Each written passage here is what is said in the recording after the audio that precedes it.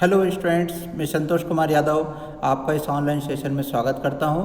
आज हम पार्टनरशिप के first chapter division of profit, distribution of profit के संबंध में न्यूमेरिकल क्वेश्चंस को सॉल्व करेंगे। तो प्रश्न इस प्रकार से है, Nusrat and Sonu were partners in a firm sharing profits in the ratio of 3:2 during the year ended 31 March 2015. Nusrat had withdrawn rupees 15,000. Interest on her drawings amounted to rupees 300. Pass necessary journal entry for charging interest on drawings, assuming that the capitals of the partners were fixed. ये प्रश्न CBSE की दिल्ली क्षेत्र में 2016 की परीक्षा में पूछा गया था। तो यहाँ पर हमसे पूछा गया है कि नुसरत और सोनू जो 3:2 में लाभानी बांटते हैं, वर्ष के अंत में नुसरत ने 15,000 रुपये का आहरण किया, जिस पर कि 300 रुपये ब्याज बना।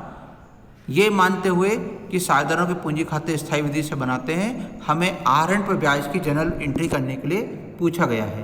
तो यहाँ पर हमें सिर्फ एक एंट्री करना है आहरण के संबंध में, और ये बात ध्यान रखना है कि यहाँ पर साझेदारों के जो पूंजी खाते हैं वो स्थायी विधि से बनाए गए हैं। इस बात का मतलब ये हुआ कि स्थायी विधि से जब खाते बनाते हैं तो सभी एंट्रियां साझेदारों के चालू खातों या करंट अकाउंट में की जाती हैं। तो जैसे कि आपने अपने नियम की कॉपी सामने रखी ही होगी, आहरण पर ब्याज की एंट्री को आप देख पा रहे हैं। तो यहाँ पर जिस साझेदार के द्वारा आहरण किया जाता है उसके करंट अकाउंट में इसकी एंट्री लिखी जाती है। तो आहरण करने वाली साझेदार है नुसरत, इसलिए हम डेट डालेंगे और लिखेंगे 2015 March 31 Nusrat current account debit, क्योंकि आहरण करने वाली साझेदार नुसरत है।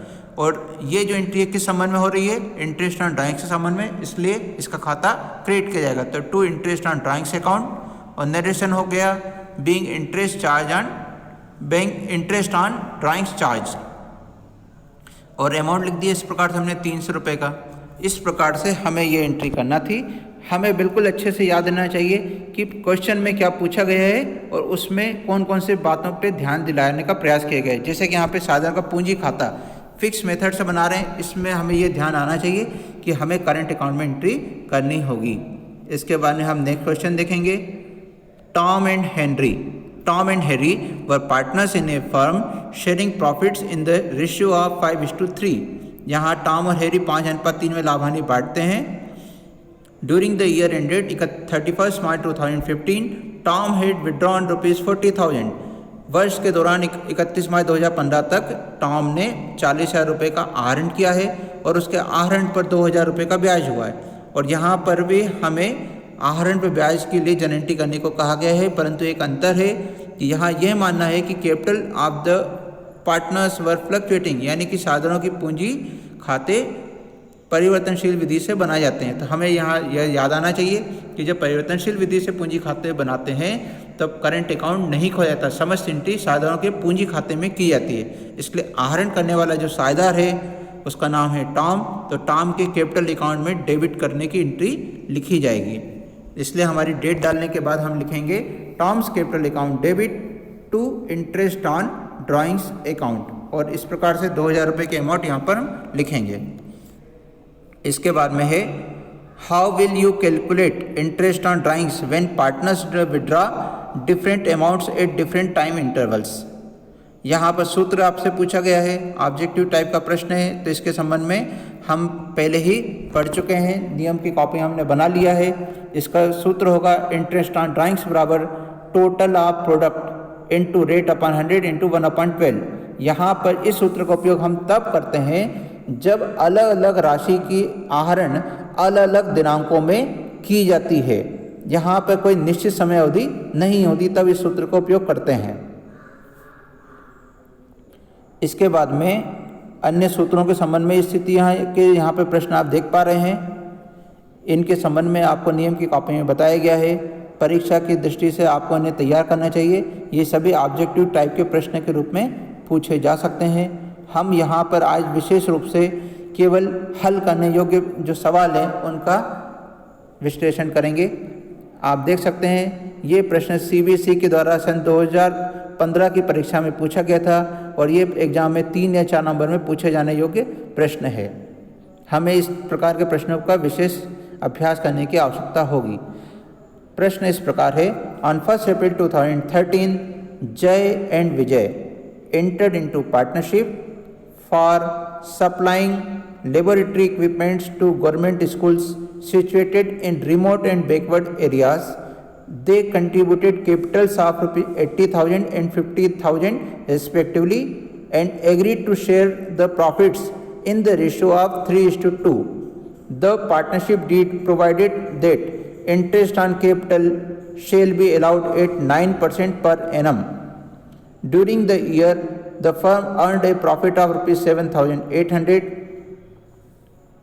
Showing your calculations clearly, prepare profit and loss appropriation account of Jay and Vijay for the year ended 31st March 2014. यहाँ पर 31 मार्च 2014 को profit and loss appropriation account बनाने के लिए कहा गया है, इसलिए हम सबसे पहले लिखेंगे इन द बुक्स ऑफ जय एंड विजय, क्योंकि साधनों के नाम हैं। इनकी बुक में हमें कौन सा खाता बनाना है, profit and loss appropriation account, तो उसका नाम हमने लिखा।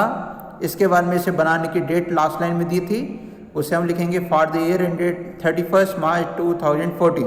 इसके बाद हम कॉलम बनाएंगे डेबिट और क्रेडिट साइड में, पर्टिकुलर्स अमाउंट के कॉलम बनाए। यहाँ पर हमारे फर्स्ट पैराग्राफ की लास्ट लाइन में दिया था, during the year the firm earned A profit of ₹7,800। तो जैसे कि हमें प्रारूप को अपने सामने रखना चाहिए, नियम की कॉपी खोल लें और उसमें प्रारूप को निकालें, जहाँ पर हमें बाई की ओर सबसे पहले लिखना होता है कि वर्ष में हमें कितने रुपए का प्रॉफिट अर्न हुआ था। तो हम लिखेंगे by profit for the year, या बाय बैलेंस BD ब्रैकेट में प्रॉफिट भी लिख सकते हैं। तो इसकी अमाउंट लिखी 7,800 रुपये। हमारा जो प्रश्न है इसकी चौथी लाइन में दिया था, the partnership deed provided that interest on capital shall be allowed at 9% per annum. हमारे सवाल में बताया है कि जो साझेदार हैं इनकी पूंजी पर 9% वार्षिक की दर से ब्याज का भुगतान किया जाना है। तो ऐसी स्थिति में अब हमें इसका भुगतान करना है, तो इसके लिए प्रविष्टि डेबिट साइड क्यों लिखी जाती है, तो वहाँ लिखेंगे हम टू इंटरेस्ट ऑन कैपिटल। इसके बाद में हमारे साझेदारों के नाम आएंगे, तो पहला साझेदार है जय और दूसरा है विजय, उनके नाम लिखेंगे। अब हम देखेंगे कि जय ने कितनी पूंजी लगाई थी।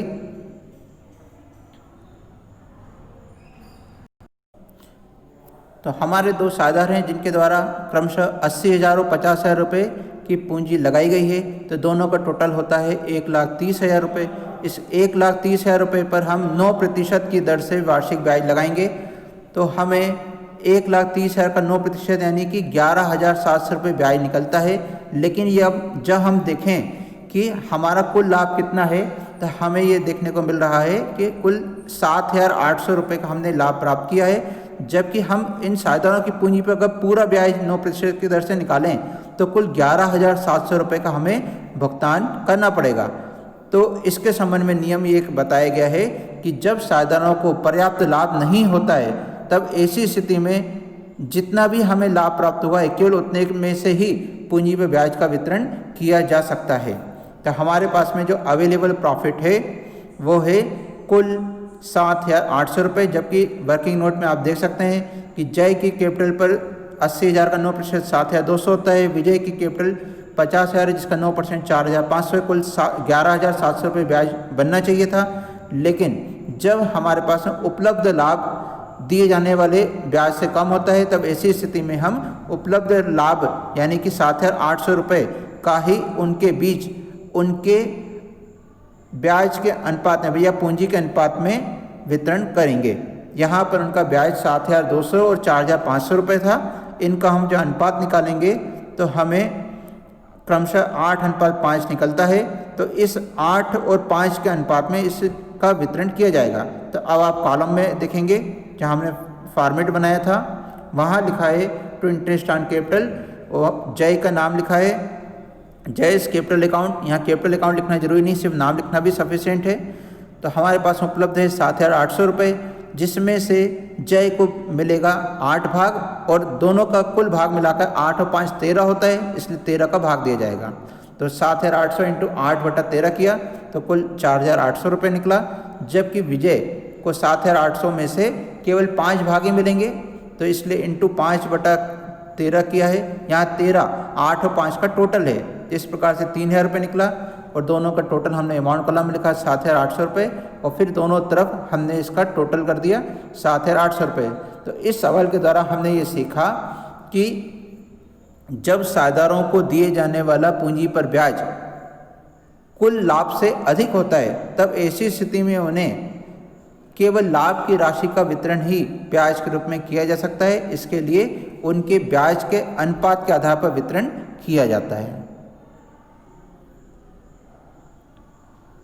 इसके बाद में अगला प्रश्न है, on 31 March 2017 after the closing of books of accounts the capital accounts of Ram, Shyam and Mohan showed balance of rupees 24,000, 18,000 and 12,000 respectively.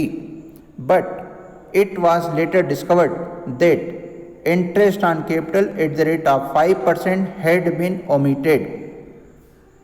इसका मतलब है कि वर्ष के खाते बनाने के बाद उन्हें ये पता चला है कि पूंजी पर 5% ब्याज देना वो भूल गए हैं। The profit for the year ended 31st March 2017 amounted to rupees 36,000 and the partners drawing had been Ram rupees 3,600 and Sham 4,500 and Mohan 2,700. The profit sharing ratio of Ram, Sham and Mohan was 3:2:1. Calculate interest on capital. यहाँ पर हमसे कहा गया है कि राम, श्याम और मोहन 24,000 रुपये, 18,000 रुपये और 12,000 रुपये इनकी पूंजी है और यह जानकारी हमें वर्ष के अंत की तारीख में दी गई है। तो जब हमें पूंजी दी जाती है तो हमें इस बात का विशेष ध्यान रखना होता है कि अंतिम पूंजी पर ब्याज यानी इंटरेस्ट ऑन कैपिटल नहीं निकाल सकते। इंटरेस्ट ऑन कैपिटल हमेशा वर्ष की प्रारंभिक पूंजी या ओपनिंग कैपिटल के ऊपर निकाला जाता है। इसलिए इस प्रश्न में हमें सबसे पहले प्रारंभिक पूंजी कितनी थी उसे ज्ञात करना पड़ेगा। तो ये डेट का इम्पॉर्टेंट रोल होता है, हमें इसके ऊपर भी विशेष ध्यान देना चाहिए। तो जैसे कि आप अब इस हल में देख सकते हैं, हम एक कैलकुलेशन करेंगे जिसमें कि किस प्रकार से पूंजी को निकालेंगे वो बताया गया है। तो कॉलम बनाने के बाद सबसे पहले हमें क्लोजिंग कैपिटल को लिखना चाहिए। इस क्लोजिंग कैपिटल 24,000, 18,000, 12,000 रुपये जो बताई गई थी उसे हमने लिख दिया है। इसमें हम वर्ष के दौरान हुए लाभ को जिस प्रकार से बांटा गया था उस राशि को निकाल कर उसे घटा देते हैं। तो जैसे कि हमें इस प्रश्न में दिया गया है कि कुल लाभ 36,000 रुपये का हुआ था। चौथी लाइन में देख सकते हैं आप, ये 36,000 का लाभ था, इसे 3:2:1 में बांटा गया था। तो हम इस लाभ की राशि को निकालेंगे और 3:2:1 के अनुपात में बांट देंगे। यहाँ पर 3:2:1 का मतलब हुआ कुल कितने हिस्से, 3 और 2 5 और 1 6, यानी कि कुल 6 हिस्से हैं जिसमें से 3 हिस्से पहले वाले को मिलेगा। तो कैसे कैलकुलेट करेंगे, 36,000 इंटू 3/6। तो पहले व्यक्ति का हिस्सा निकला 18,000 रुपये, जिसे राम के कॉलम में हमने लिख दिया। इसके कारण दूसरा श्याम का हिस्सा निकालने के लिए 36,000 इंटू 2/6, तो इस प्रकार से निकला 12,000 रुपये, इसे हमने श्याम के खाते में लिखा। इसके बाद में मोहन का हिस्सा निकालने के लिए 36,000 इंटू 1/6 करेंगे तो निकलेगा 6,000 रुपये। इस संख्या को हमें घटाना है, इसलिए हमने इसमें ब्रैकेट का चिन्ह लगाया है। ब्रैकेट का चिन्ह माइनस की संख्याओं के लिए लगाया जाता है। इसके बाद में प्रश्न की चौथी लाइन में दिया हुआ है, the partners drawings had been, Ram का 36,000, श्याम का 4,500 और मोहन का 2,700। इस प्रकार से उन्होंने आहरण किया है। इस आहरण को इनमें जोड़ा जाता है। तो हमने इनके अमाउंट उनके कॉलम में लिखी और फिर इस प्रकार से हमने जोड़ घटाने का कार्य को फिनिश किया। तो 24,000 में 18,000 घटाया और 3,600 को जोड़ा तो हमारे पास संख्या आई है 9,600। शाम के लिए 18,000 में 12,000 घटा कर 6,000 और 6,000 में 4,500 जोड़ा तो 10,500 निकला। जबकि मोहन के लिए 12,000 में से 6,000 घटाए तो 6,000 और 6,000 में 2,700 को जोड़ने के बाद 8,700 रुपये अमाउंट निकली। ये जो संख्या अंत में जोड़ घटाने के बाद निकली है, ये इन साधनों की प्रारंभिक पूंजी कहलाएगी, ओपनिंग कैपिटल। अब प्रश्न की लास्ट लाइन में हमसे पूछा था कैलकुलेट इंटरेस्ट ऑन कैपिटल, तो हमें पूंजी पे ब्याज निकालना है। उसके लिए हमें प्रारंभिक पूंजी की आवश्यकता थी, जिसे कि हमने इस टेबल के द्वारा ज्ञात कर लिया है। अब हम सूत्र लगाकर इनके अलग अलग ब्याज की गणना करेंगे। तो सबसे पहला साझेदार है राम, जिसकी प्रारंभिक पूंजी निकली है 9,600 रुपये और इसके ऊपर हमें 5% ब्याज देना है। तो हम राम की पूंजी में ब्याज निकालेंगे। Interest on Ram's capital equal to 9,600 into 5/100। यहाँ पर पूरे वर्ष का ब्याज निकाला जा रहा है, इसके समय की आवश्यकता नहीं है, उसे एक में मानेंगे। तो 480 रुपये ब्याज निकला। श्याम की पूंजी है 10,500, उसका 5% निकाला तो 525 आया। उसी प्रकार से मोहन की पूंजी निकली थी 8,700 रुपये, जिसका 5% हमने निकाला तो आया 435 रुपये।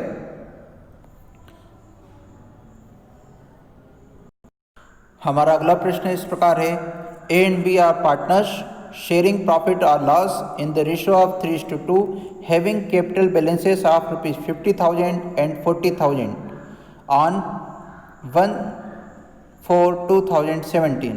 1 अप्रैल 2017 को ए और बी की पूंजी 50,000 और 40,000 रुपये है और उनका लाभ हानि बांटने का अनुपात 3:2 है।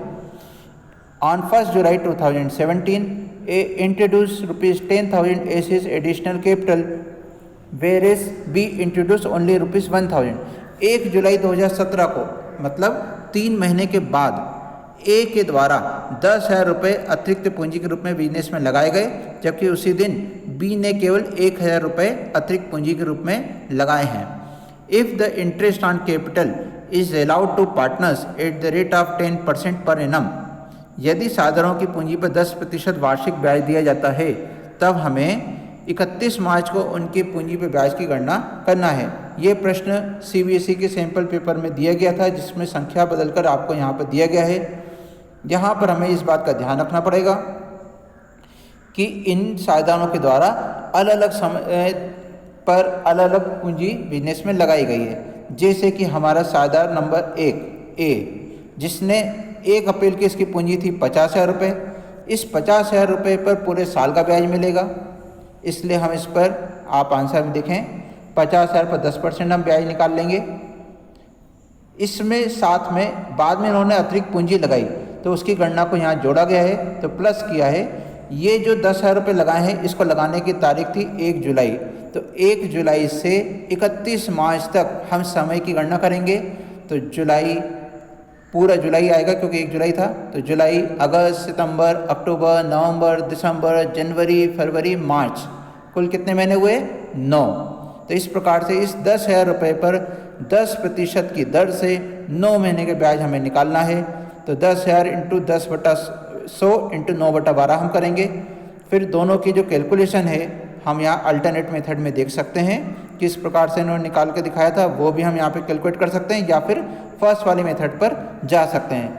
जिस विद्यार्थी को जो मेथड आसान लगे वो उसको उपयोग कर सकता है। यहाँ पे 50,000 पूरे साल के लिए थे, इसलिए 50,000 का 10% आंसर निकला 5,000, जबकि 10,000 का 10% होता है 1,000 इंटू 9/12 यानी 750। तो इस प्रकार से ए की पूंजी पर 5,700 रुपये ब्याज बना। इसी प्रकार से हम बी के लिए भी कैलकुलेशन करेंगे। उसके 1 अप्रैल को पूंजी थी 40,000 रुपये। ये पूंजी पूरे वर्ष भर तक रही, इसलिए इस पर पूरे वर्ष का 10% ब्याज मिलेगा। तो 40,000 का 10% होता है 4,000 रुपये। इसमें हमें जोड़ना है उसकी अतिरिक्त पूंजी पर ब्याज, जो कि उसने कितना इन्वेस्ट किया था? 1,000 रुपये।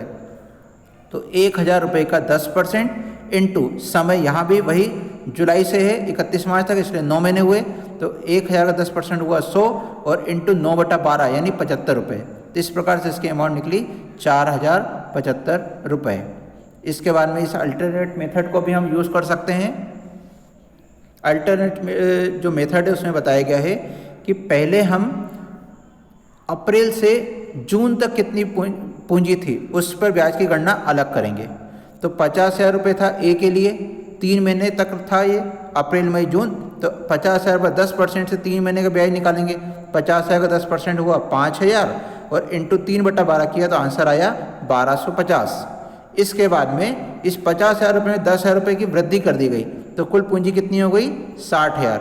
ये 60,000 रुपये वर्ष के 9 माह तक लगे रहे, तो 60,000 पर हम 10% से 9 महीने का ब्याज निकालेंगे। तो 60,000 10% हुआ 6,000 इंटू 9/12 हम जब करेंगे तो हमें अमाउंट निकलेगी 4,500 रुपये और दोनों का टोटल मिलाकर अमाउंट हो जाएगी 5,750 रुपये। इसी प्रकार से बी के लिए उसकी पूंजी 40,000 थी, ये 3 महीने तक रहेगी, तो 40,000 का 10% 4,000 इंटू 3/12 किया तो 1,000 आया। फिर उसने अतिरिक्त पूंजी 1,000 लगाई तो उसकी कुल पूंजी हो गई 40 और 41,000। ये 41,000 रुपये जुलाई से मार्च तक कुल 9 महीने तक लगे रहे, इसलिए 41,000 का 10% 4100 और इंटू 9/12 किया तो आया 3,075 रुपये, तो टोटल हो गया 4,075 रुपये। इस प्रकार से हम देख सकते हैं कि दोनों ही विधियों के द्वारा इसे हल किया जा सकता है और दोनों में ही जो उत्तर आता है वो एक समान रहता है। अब हमारे सामने एक प्रश्न है, ये एनसीईआरटी की बुक से लिया गया है जिसमें संख्याओं में थोड़ा बदलाव किया गया है। तो इस प्रश्न को आप स्वयं हल करके देख सकते हैं। इसके लिए हमें तारीखों पर ध्यान देना होगा। तो यहाँ पर कहा गया है कि राकेश और रोशन जो हैं वो 3:2 में लाभ हानि को बांटते हैं। उनके द्वारा 40,000 और 30,000 रुपये पूंजी लगाई गई है और उनके आहरण इस प्रकार से दिए गए हैं। जैसे कि राकेश उसने 31 मई को 600 रुपये का आहरण किया, फिर 30 जून को किया है 500 का, फिर 31 अगस्त को किया है 1,000 का। यहाँ हम देख सकते हैं अलग अलग तारीख में अलग अलग अमाउंट का आहरण किया गया है। जबकि रोशन के द्वारा eight the beginning of each month 400, यहाँ पे बताया है कि उसने हर महीने 400 रुपये वर्ष की माह की पहली तारीख को आहरित किए हैं। लास्ट में दिया है interest is to be charge at the rate 6% per annum. इसमें आहरण पर 6% वार्ष की दर से ब्याज लगाया जाता है। हमें आहरण पर ब्याज की गणना करनी है और ये बताना है कि 31 मार्च तक उनका कुल ब्याज कितना होगा। यहाँ हम देख सकते हैं कि ब्याज की गणना किस प्रकार की जाएगी। तो हमने देखा कि जो राकेश है उसने अलग अलग दिनांक पर अलग अलग राशि का आहरण किया है, तो हमें यहाँ पर प्रोडक्ट मेथड का उपयोग करना होगा। इस मेथड का उपयोग केवल तभी किया जाना चाहिए जब अलग अलग राशि का आहरण अलग अलग समय अवधि पर किया जाता है। तो हम यहाँ पर सबसे पहले कॉलम में आहरण के दिनांक को लिखेंगे जो प्रश्न में दी गई है। इसके बाद में सेकंड कॉलम में आहरण की राशि लिखेंगे, ये भी प्रश्न में हमें दी गई थी। इसके बाद में तीसरा और चौथा कॉलम हमें बनाना पड़ेगा। तीसरे कॉलम में हम पीरियड या मंथ की कैलकुलेशन करेंगे और चौथे कॉलम में प्रोडक्ट को निकालेंगे। सबसे पहले आहरण हमने किया है 31 मई को और हमें गणना करना है अगले साल के 31 मार्च तक। तो हम गिनना शुरू करेंगे 31 मई के बाद से। तो 31 मई को मई खत्म हो चुका है, इसलिए कैलकुलेशन शुरू होगी जून के महीने से। तो जून, जुलाई, अगस्त, सितंबर, अक्टूबर, नवंबर, दिसंबर, जनवरी, फरवरी और मार्च। हमने इस प्रकार से गिना तो कुल महीनों की संख्या निकली 10। तो हमने तीसरे कॉलम में इसके लिए समय अवधि लिखी 10 मंथ। अब प्रोडक्ट निकालने के लिए हम आहरण की राशि 600 और जो मंथ है 10, इन दोनों का गुणा कर देंगे तो अमाउंट निकली 6,000। इस प्रक्रिया को हमें सभी कॉलम के लिए करना होगा और अंत में हम इन सभी प्रोडक्ट के अमाउंटों का टोटल निकालेंगे। तो इस प्रकार से हम देख पा रहे हैं इस सारणी में 25,300 रुपये टोटल ऑफ प्रोडक्ट दिया गया है। हमें इसमें मंथ की कैलकुलेशन करते समय इस बात का ध्यान विशेष रूप से रखना होगा कि जब किसी माह की अंतिम तारीख दी जाती है तो उस माह को पूरा हो जाने के कारण गिनती में शामिल नहीं करना चाहिए। जिससे कि हम देख सकते हैं पहला, दूसरा और तीसरा जो आहरण था वो मंथ की आखिरी तारीख में किया गया, इसलिए उन मंथ को कैलकुलेशन में शामिल नहीं करना चाहिए। लेकिन चौथा आहरण 1 नवंबर को किया गया है। यहाँ पर पूरा नवंबर का महीना अभी आहरण में रहा, इसलिए नवंबर महीने को गणना में शामिल किया जाएगा। इस बात का ध्यान रखने से हमेशा हमारा सवाल सही कैलकुलेशन हम कर पाएंगे। इसके बाद हमें प्रोडक्ट मेथड का सूत्र लगाना है आहरण पे ब्याज के लिए। तो सूत्र हमने लिखा interest on drawings equal to total of product into rate upon 100 into 1/12। तो हमारा प्रोडक्ट आया 25,300 रुपये। इसमें हमने दर जो है 6% की उसको लिखा 6/100 और 1 माह के ब्याज की गणना यहाँ पर की जाती है। तो कैलकुलेशन के द्वारा हमारा आंसर निकला है 126 रुपये 50 पैसे। इस प्रकार से हमने इसका आंसर को निकाला। इसके बाद में सवाल में दूसरा साझेदार था रोशन के आहरण की ब्याज की गणना हमें किस प्रकार करना चाहिए। इसके लिए हम एक बार फिर से प्रश्न को देखेंगे प्रश्न में दिया है Roshan at the beginning of each month 400। जब किसी साधार के द्वारा एक निश्चित अवधि में एक निश्चित राशि का आहरण किया जाता है तब हमें एवरेज मेथड का उपयोग करना चाहिए। तो इसके लिए सूत्र होता है total drawings into rate upon 100 into, चूँकि माह की प्रत्येक माह आहरण किया है और उसकी पहली तारीख को, तो इसलिए हमें 6.5 माह का ब्याज निकालना होता है, इसलिए इंटू 6.5 अपॉन 12। यहाँ पर टोटल ड्राइंग वर्ड को ध्यान देना जरूरी है। यहाँ पर जो आहरण प्रश्न में दिया था वो 400 रुपये प्रति माह का है, तो एक माह में 400 रुपये का आहरण करते हैं तो एक साल के 12 महीने में कुल कितना आहरण हम करेंगे, तो 400 इंटू 12 यानी 12 चौके 4800 रुपये हमारी टोटल ड्राइंग हुई। तो अब सूत्र में हम संख्याओं को लिखेंगे 4800 इंटू दर है 6% की और समय है 6.5 महीने का। इस प्रकार से इस सादर के आहरण पे हमारा ब्याज निकला है 156 रुपये। हमारा नेक्स्ट क्वेश्चन है K and P were partners in a firm sharing profits in 4:3 ratio. Their capitals on 1 April 2016 were K ₹80,000 and P ₹60,000।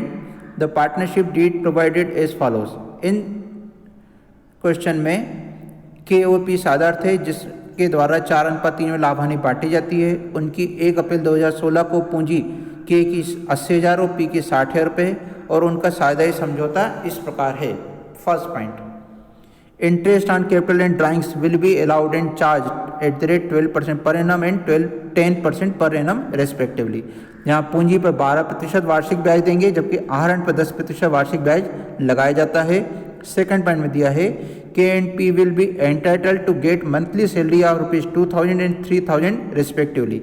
के और पी को मासिक वेतन 2,000 और 3,000 रुपये मिलता है। The profits for the year ended 31 March 2017 वर ₹1,03,000। उनके वर्ष भर का लाभ 1,03,000 रुपये है। The drawings of K and P were ₹40,000 and 50,000 respectively. के ओ पी के आहरण 40,000 और 50,000 रुपये के हुए और के आहरण पर ब्याज लगाया गया है 2,000 रुपये जबकि पी के आहरण का ब्याज 2,500 रुपये है।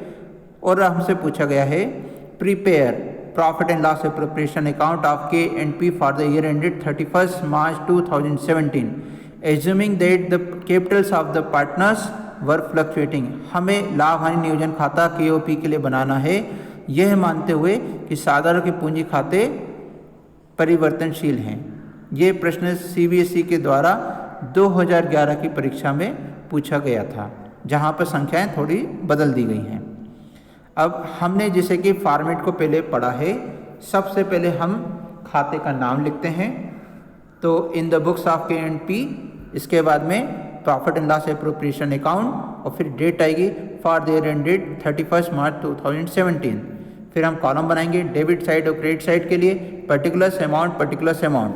इस खाते में सबसे पहले हमें जो लाभ दिया जाता है उसके अमाउंट लिखना होती है। तो जैसे कि सेकेंड पॉइंट के बाद वाली लाइन में दिया था कि वर्ष का लाभ जो था वो 1,03,000 रुपये है, तो हम लिखेंगे बाय बैलेंस BD या नेट प्रॉफिट के अमाउंट 1,03,000 रुपये।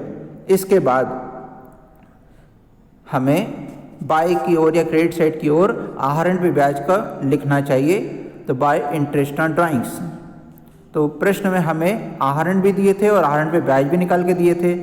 तो जब ऐसा होता है तो हमें आहरण पे ब्याज जब दिया हुआ हो तो स्वयं निकालने का प्रयास नहीं करना चाहिए, क्योंकि हमें समय भी नहीं बताया और जितना होगा वो निकाल कर दिया तो हम एक्स्ट्रा मेहनत क्यों करें।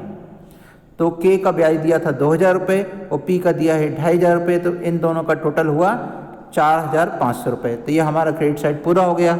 इसके बाद में प्रश्न में फर्स्ट पॉइंट में हमें दिया था कि पूंजी पर ब्याज लगता है 12% की दर से और पूंजी कितनी ये भी हमें दी हुई है 80,000 और 60,000 रुपये। तो सबसे पहले हम डेबिट साइड की ओर लिखेंगे to interest on capital account. यहाँ पर साधनों के नाम आएंगे के और पी। तो के की पूंजी थी 80,000, तो 80,000 का 12% वार्षिक इसके होने के कारण 80,000 का 12% निकालेंगे, अमाउंट आएगी 9,600 रुपये। इसके बाद में जो पी है उसकी पूंजी है 60,000 रुपये, तो 60,000 का 12% निकाला तो 12×6 7200 निकला। इसका इन दोनों के टोटल हमने कर दिया, तो 9 और 6 9 और 7 16,800 रुपये टोटल आया। इसका हमने सेकंड पॉइंट में दिया हुआ है कि KOP को मंथली सैलरी मिलनी है, तो इसलिए हम लिखेंगे टू सैलरी अकाउंट KOP के नाम से। यहाँ सैलरी जो मिल रही है वो मंथली है, इसलिए हम इसमें 1 साल के 12 महीने का गुणा कर देंगे। तो 2000 के हिसाब से 24,000 रुपये हुआ K का वेतन और 3,000 के हिसाब से 12 दिए 36,000 रुपये हुआ P का वेतन, दोनों टोटल हो गया 60,000 रुपये। इसके बाद में हम अब दोनों साइड टोटल करके देखेंगे। तो क्रेडिट साइड की ओर टोटल ज़्यादा था, तो इसलिए इसका टोटल दोनों साइड में लिखा जाएगा। तो 1,03,100 और 4,500 टोटल हुआ 1,04,800 रुपये। इसमें से हम जो डेबिट साइड की दो संख्या हैं 16,800 और 60,000, इनका टोटल किया तो होगा 76,800। 1,04,800 में से 76,800 को घटाने से हमारे पास संख्या आती है 28,000 रुपये। ये 28,000 रुपये हमारे डिविजिबल प्रॉफिट कहलाएगा। इसको हमें साझेदारों के बीच में बांटना होता है, इसके लिए हम to profit transfer to capital account करेंगे। यहाँ पर हमें फ्लक्चुएटिंग मेथड से बनाना है, इसलिए हम कैपिटल अकाउंट लिखेंगे। यदि हमें फिक्स मेथड से बनाना होता तो हम कैपिटल के स्थान पर करेंट अकाउंट वर्ड का उपयोग करते। तो हमारे पास में कुल डिविजिबल प्रॉफिट निकला है 28,000 रुपये। इस 28,000 रुपये को साझेदारों के बीच में उनके लाभ हानि अनुपात 4:3 में बांटा जाएगा। तो 4 और 3 कुल हिस्से होते हैं 7, तो 28,000 में 7 का भाग देंगे और पहले साझेदार का हिस्सा निकालने के लिए 4 का गुणा करेंगे। तो कैलकुलेशन हुई 28,000 × 4/7। तो इस प्रकार से हमें संख्या मिलेगी K का प्रॉफिट 16,000 रुपये, जबकि P के लिए 28,000 × 3/7 करेंगे तो संख्या आएगी 12,000 रुपये। इसके बाद में दोनों साइड टोटल को हम बंद कर देते हैं। इस प्रकार से हमारा ये खाता पूरा हो जाता है। इस प्रकार से लाभ हानि खाते का नियोजन हम करते हैं।